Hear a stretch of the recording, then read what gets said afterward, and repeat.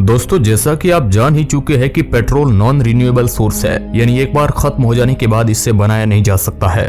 मगर हमारी प्रकृति में कुछ ऐसे रिन्यूएबल सोर्स भी मौजूद है जिनका उपयोग करने के साथ ही उन्हें बनाया भी जा सकता है। जैसे कि आज के समय में इलेक्ट्रिक गाड़ियां हो या फिर सोलर एनर्जी या फिर बायोगैस, इन सभी का उपयोग हम पेट्रोल और डीजल के स्थान पर कर सकते हैं। मगर फिर भी हमारी दुनिया पेट्रोल और डीजल पर इतनी आश्रित हो चुकी है कि वह पेट्रोल और डीजल को छोड़कर अन्य किसी भी प्रकार की रिन्यूएबल चीजों का उपयोग करना ही नहीं चाहती। और हमारी यही गलती हमारी आने वाली पीढ़ियों के लिए मुश्किल बनेगी। दोस्तों, हमारी ये दुनिया विकास के पटरी पर काफी तेजी से आगे बढ़ रही है और इसकी इसी रफ्तार के लिए पेट्रोल और डीजल कितना महत्वपूर्ण है, ये बात किसी से छिपी नहीं है। आज गाड़ियों का चलन इतना बढ़ गया है कि हर घर में बाप बेटे के पास अलग अलग गाड़ियां हैं और गाड़ियों के इतने चलन के बाद पब्लिक ट्रांसपोर्ट के साधनों का उपयोग बहुत कम लोग करते हैं। लेकिन ये भी सोचना चाहिए कि अगर पेट्रोल और डीजल खत्म हो जाएंगे तो आखिर क्या करेंगे, क्योंकि पृथ्वी में पेट्रोलियम सीमित मात्रा में है और अगर इसी तरह इसका अंधाधुंध उपयोग होता रहा तो वह दिन दूर नहीं है जब पेट्रोल और डीजल वाली सभी गाड़ियां खटारा हो जाएगी, क्योंकि ये गाड़ियां बाद में कोई काम की नहीं रह जाएगी। जहां पर हमें कोई नई एनर्जी का सोर्स तलाशना होगा, आज जहां हमारे दैनिक जीवन में उपयोग होने वाले छोटे से छोटे उपकरण से लेकर कारखानों में उपयोग होने वाले बड़े से बड़े उपकरण पूरी तरह से पेट्रोल और डीजल से चलते हैं। इसी से ही आप अंदाजा लगा सकते हैं कि किस तरह हमारी पूरी दुनिया पेट्रोल और डीजल पर आश्रित हो चुकी है। और इसी कारण आज के समय में पेट्रोलियम को किसी भी देश के लिए सोने से कीमती माना जा रहा है, क्योंकि यह पेट्रोलियम जिस देश के पास मौजूद है वह आज के समय में काफी अमीर है और इसका जीता जागता सबूत हमारे अरब के देश है। लेकिन आपके मन में यह ख्याल कभी न कभी तो आया ही होगा कि हमारी दुनिया के लिए जो पेट्रोलियम इतना महत्वपूर्ण है वह आखिरकार कैसे बनता है, किस प्रकार इसे पृथ्वी के अंदर से निकालकर आपके उपयोग करने लायक बनाया जाता है। तो चलिए फिर जानते हैं आज की इस वीडियो रिपोर्ट में। आज हम आपको यही बताएंगे कि किस प्रकार पेट्रोल और डीजल समुद्र के साथ साथ स्थलीय भागों से निकाले जाते हैं। तो मैं हूं आपका दोस्त सुरेश सांचोरी और आप मिस्ट्री टेलीविजन यूट्यूब चैनल देख रहे हैं। सबसे पहले हमें यह जानना होगा कि आखिरकार पेट्रोलियम बनता कैसे है। इसके लिए हमें चलना होगा समय के विपरीत करोड़ों वर्ष पहले, जहां पर प्रकृति में हुए भौगोलिक उथल पुथल के कारण काफी बड़ी मात्रा में पेड़ पौधे के साथ साथ बड़े बड़े जीव जंतु जमीन के अंदर दब गए और समय गुजरने के साथ ही ये पूरी तरह मिट्टी से ढक गए और ये पृथ्वी के काफी अंदर चले गए। फिर ये पृथ्वी के अंदर जाने के कारण पृथ्वी की गर्मी से ये पूरी तरह अपघटित होकर अनेक प्रकार की गैस और पेट्रोलियम में तब्दील हो गए। अब भले ही ये जानकारी सुनकर आपको लग रहा होगा कि ये कोई 1-2 दिन का प्रोसेस है, मगर ऐसा नहीं है, बल्कि ऐसा होने में कई हजारों लाखों सालों का समय लग जाता है। अब बात करते हैं आखिरकार वैज्ञानिकों को कैसे मालूम चलता है कि जमीन के किस हिस्से में पेट्रोलियम मौजूद है। दोस्तों, पेट्रोलियम के बारे में समुद्र के अंदर और स्थल भाग पर जानकारी प्राप्त करने के लिए वैज्ञानिक 2 विधियां काम में लेते हैं। सबसे पहले हम बात करते हैं आखिरकार समुद्र के अंदर पेट्रोलियम के बारे में कैसे पता लगाया जाता है कि किस भाग में पेट्रोलियम कितनी मात्रा में मौजूद है। जब समुद्री या फिर नदियों के बीच में पेट्रोलियम का पता लगाना होता है तो जाहिर सी बात है मुश्किलों का सामना तो करना ही पड़ता है। सबसे पहले तो हमारे वैज्ञानिकों को जहां पर तेल का पता लगाना होता है वहां पर एक जहाज की मदद से पानी के अंदर सिस्मिक वेव्स छोड़ी जाती है। इस तरंग का कार्य होता है कि पानी के नीचे मौजूद पहाड़ पेट्रोलियम या फिर अनेक प्रकार की गैसों से ये टकराती है और टकराने के बाद फिर पुनः तरंग सिस्मोमीटर में जाकर टकराती है और इसके द्वारा जो डाटा एकत्रित होता है उस डाटा को भूवैज्ञानिकों द्वारा गहराई से अध्ययन किया जाता है, जिसके कारण वैज्ञानिकों को यह जानकारी प्राप्त होती है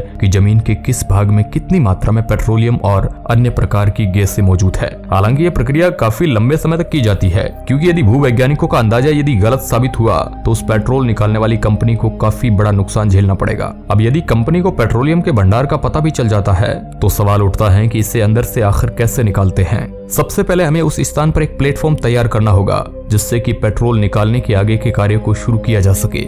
मगर जब प्लेटफॉर्म पानी के अंदर सेट करना हो तो काफी मुश्किल भरा काम होता है। पानी के अंदर हमें उस प्लेटफॉर्म के पिलर्स को जमीन के काफी नीचे तक अच्छे से धंसाया जाता है ताकि वह समुद्र की लहरों से टकराकर अपने स्थान से थोड़ा भी ना हिले, और इसी के साथ ही उसे बड़े बड़े चट्टानों से बांध दिया जाता है और फिर काम शुरू हो जाता है। जमीन के अंदर ड्रिल करने की ये मशीन जमीन के अंदर तब तक ड्रिल करती रहती है जब तक कि उससे पेट्रोलियम प्राप्त ना हो जाए। मगर जब पेट्रोलियम उसे मिल जाता है तो हम उस ड्रिल मशीन के स्थान पर पाइप फिट कर देते हैं, जिससे कि इस पाइप के जरिए पेट्रोलियम को निकाला जाता है। अब बात करते हैं यदि हमें यह पेट्रोलियम किसी जमीन वाली जगह से प्राप्त करना है तो आखिर वैज्ञानिक वहां पर कैसे पता लगाते हैं कि यहाँ पर पेट्रोलियम है।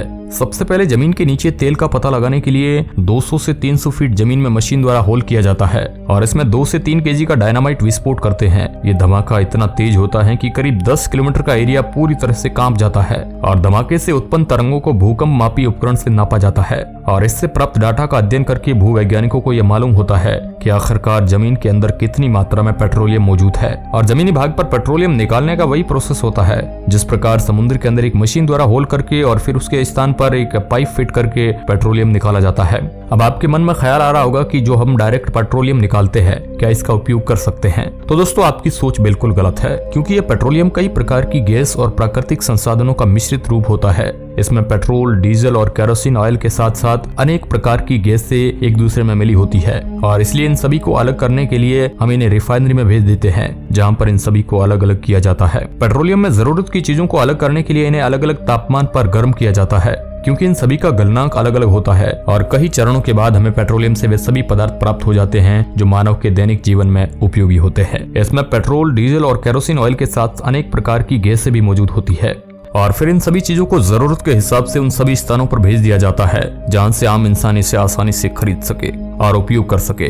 अब आपको अंदाजा लग चुका होगा कि जो पेट्रोल हम चंद पैसे देकर खरीद लेते हैं और आसानी से उसका उपयोग करते हैं, उसे बनाने में कितना समय लगता है। और ऐसी बात नहीं है कि पेट्रोल और डीजल हमारी पृथ्वी से कभी भी खत्म नहीं होंगे। ये प्रकृति में पाए जाने वाले एक सीमित पदार्थ है, यानी कभी भी ये हमारे धरती से खत्म हो सकते हैं, क्योंकि जितनी तेजी से पेट्रोल और डीजल का उपयोग किया जा रहा है उसे देखने के बाद तो यही लगता है कि कुछ सालों के बाद हमें पेट्रोलियम ना मिल पाए। आज के समय में भी हमारे भारत में पेट्रोलियम 100 रुपए प्रति लीटर की कीमत से भी अधिक बेचा जा रहा है और हर कोई इस बढ़ती कीमत की मार झेलने को मजबूर है। जैसा कि आप जान ही चुके हैं कि पेट्रोल नॉन रिन्यूएबल सोर्स है, यानी एक बार खत्म हो जाने के बाद इससे बनाया नहीं जा सकता है और ये बात मैंने वीडियो की शुरुआत में भी आपको बताई थी। लेकिन हमारी प्रकृति में कुछ रिन्यूएबल सोर्स भी मौजूद है। अगर इंसान उन सोर्सेज का उपयोग करते हैं तो आगे आने वाले भविष्य में एक बड़े संकट को टाला जा सकता है। इन रिन्यूएबल सोर्सेज को वापस बनाया जा सकता है। इसके लिए इलेक्ट्रिक गाड़ियां सबसे बड़ा उदाहरण है और सोलर एनर्जी को भी प्राप्त करके उसे काम में लिया जा सकता है और इनका उपयोग हम पेट्रोलियम और डीजल के स्थान पर कर सकते हैं। लेकिन फिर भी हमारी दुनिया पेट्रोल और डीजल पर इतनी निर्भर हो चुकी है कि वह पेट्रोल और डीजल को छोड़कर